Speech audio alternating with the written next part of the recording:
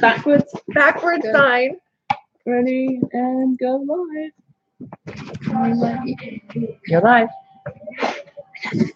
Hello, and welcome to the Right Now YouTube live streaming show. We are at Tsunami Books in Eugene, Oregon, and we are your hosts, Julie Dawn. Joanna Bartlett. and Valerie Isan, bringing you balance to your writing life every Monday at 11:11 a.m. Pacific time. Okay, so we're doing the check-in segment. Yes. Well, we're going to talk very briefly about what has been going on with us for the past week.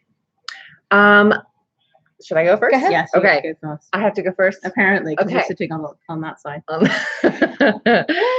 Well, this last week, I started rereading my manuscript in progress with a red pen, and it's not as far ahead in the process as I like to do this rereading through with the red pen, but I'm having a hard time working out my in Scrivener,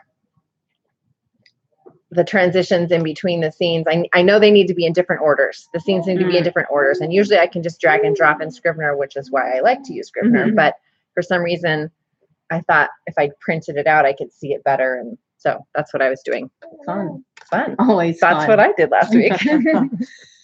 So last week, it wasn't really writing related. I've been working on my first online course, which relates to the writing work that I do. I guess it's I have a book called Signs and Spirit Journal, and so it is a course about how you can learn to communicate with your loved ones, friends, guides, and spirit through the signs and messages that you get in your everyday life. So I did a lot of video editing. A lot Fun. of video editing. That sounds exhausting. Yeah, it was compelling though. It's like, you know how sometimes you get into something and you're like, okay, I'm tired of doing this, but one more video. I just get one more video done because I just wanted to. There's 41 videos and I wanted to get through all of them. Wow. And so I eventually did. 41 of your own videos that you were editing? Yeah. Which is probably about as much fun as editing your writing. I kind of like it a little bit. Yeah. How about you, Yeah. Julie? What have you been doing? So I just finished up my audiobooks, and Did you narrate them yourself? yes, in Kasi Studio. Wow. So, but I had to edit them. Oh. And that they both took like a month each to edit, which is insane. Well, you have to listen to everything. Yeah. Again and Yeah. Yeah.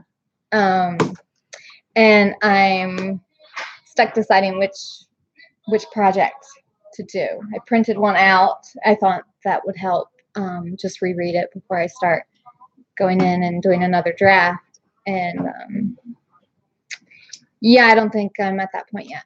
So it's like I printed out all this stuff to then. Yes, my surprise. So my wonderful co-hosts doing this. They're a little rough because the people who printed them up, they screwed up the order and didn't have it done today in time. So they're not posh, but bam. And bam. Oh yay. Bam. And bam. Okay, so now we're going to have to describe what this means. So as we were talking, brainstorming about the show and what we wanted to, what our tagline was, I came up with, it's balance, awareness, and mindfulness. That's right, about writing life. Bam! And so then we realized that was probably a little bit too long for a tagline, and so we went with balance for your writing life. But then during the rest of our conversation, kept saying bam. So BAM means balance, awareness, and mindfulness. Not at all like the slide, which is really great, actually. I love that. Thank you. Yeah, that's awesome. Now you guys have to use them at least once every show. Okay. All right. Awesome. Keep us on track. Okay, so the next segment is our question of the week. So, our question of the week. Our question of the week is, why did you write your first book? So, if my first book is the first full manuscript that I finished, as opposed to the first thing I published,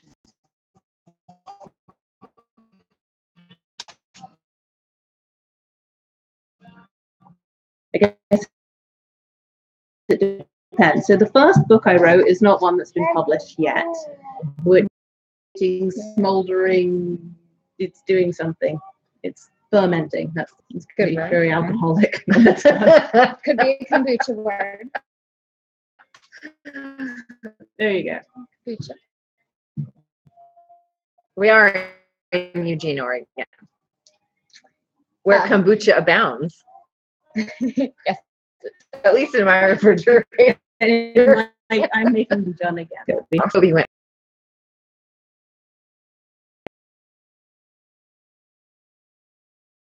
Kombucha when it Diane Taylor.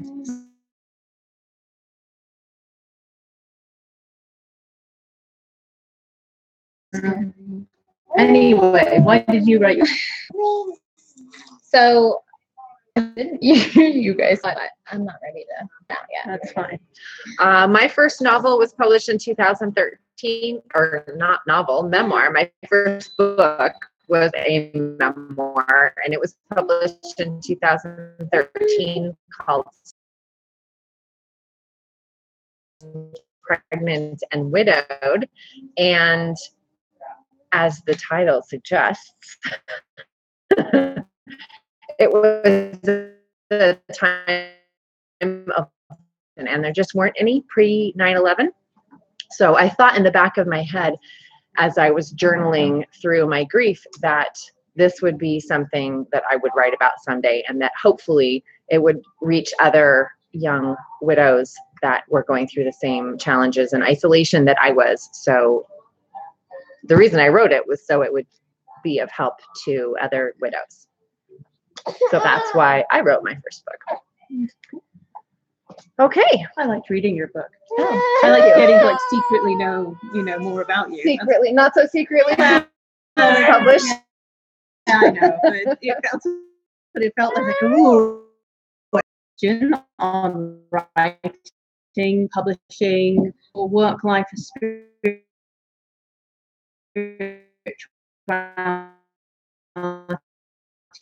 balance. Something that you're extremely passionate about. You have to make time for it. You have to set the intention. So today I might not get writing time in, but maybe I've done some advertising, or maybe I am figuring out what's going on in my story, and realizing that when you're writing, every day doesn't have to be writing for it to count. Cool. Because I think that's what sets a lot of people off, is that they think you have to write every day. And there is a point, I think, in the writing process, at least for me, where you do write every day for months. But there's also times that you don't, and you have to give yourself permission that just because you're not putting down words, you're making progress. But you have to set the intention, because if not, then you're going to do dishes over Closets instead of writing. Yes. Yeah, not one of the ways I get it all done is I make lists. This morning's list was in a napkin in my car. Because I went, Awesome. I have a lot to do today. Let me write it down so that I can okay, what can I do? This does not include any writing. Other than this show, I'm counting this as writing work, and I'm going to be volunteering at a middle school book fair, which, come on, it's books. I'm promoting books. Yeah. And so that's today's list of how and that's one of the ways I fit it in as I do a lot of planning and list making and prioritizing and reprioritizing when I realize I've taken on too much, and trying to break down then those bigger goals into smaller actionable goals, then I can feel good about myself because I did them. Nice. Yeah. I think that probably I'm very list oriented too, and I have accountability meeting that I go to weekly to discuss what I'm going to do this week in my marketing or writing world. And so I'm held accountable for that. So that's very helpful. I use my planner ad nauseum. It's my external brain. But I also realize that I can't do everything. And I think that's the most helpful, that it's entirely impossible to do everything. So when I get an email that says, ooh, this is great new idea on Amazon ads or Facebook ads, you should take this class, or look, shiny thing. Yes. and it just, I have to say no, because I know that's going to take away from the current project that I'm working on. And I like to do one project at a time. When I try to do too many projects at a time, then it just sort of disintegrates and I don't get anything done. So I think in order to fit things in, you have to be honest with what kind of a person you are. If you are a kind of person that loves spreadsheets and making lists, then that's the way it's going to get done for you. If you are someone that hates spreadsheets and you like wipe it boards or mind mapping or something more visual, then do it that way to get your stuff done. Or you can procrastinate by doing all the things. All the things? That's what I'm doing at the moment. I've got a spreadsheet. I'm in 2 accountability groups. That's warning sign. That's Resistance to the capital R. Did you read that book? No, one uses a spreadsheet, which actually it kind of breaks it down, and one's a longer term kind of thing, and one's a compassionate accountability group that I really like, actually, because they keep saying, like, do less. Just do less. What's your 3 priorities for the week? Not that, I'll do 12 things. That actually helps me, because when I have more than 3 things on my list, then I don't get anything done. I get overwhelmed. Up. Exactly. I get overwhelmed. I freeze. I just kind of go, I can't do anything.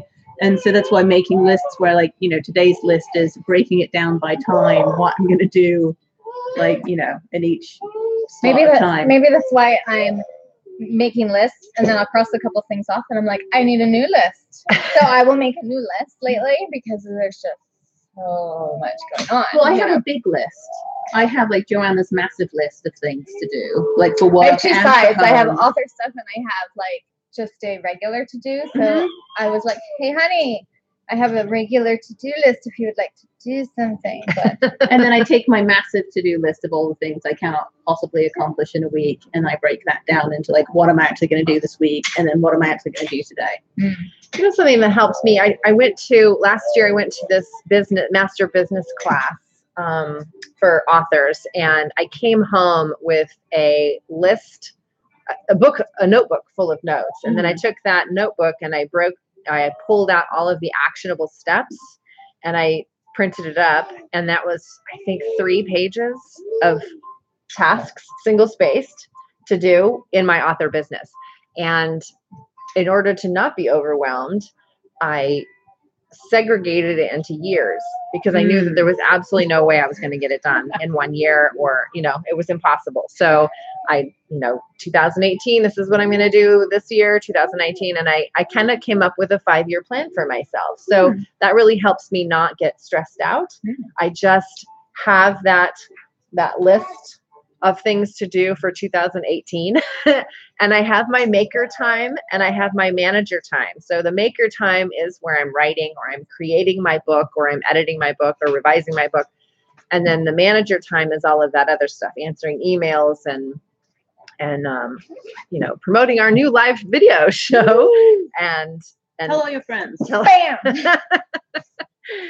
And after, usually that manager time is in the afternoon, because my most creative time is around 10 a.m.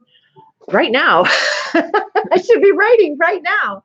And in the afternoon, when things kind of slow down brain-wise for me, that's when I do the admin-y sorts of things. And so that's when I'll pull out that master list and just start going down the list and working on it step by step.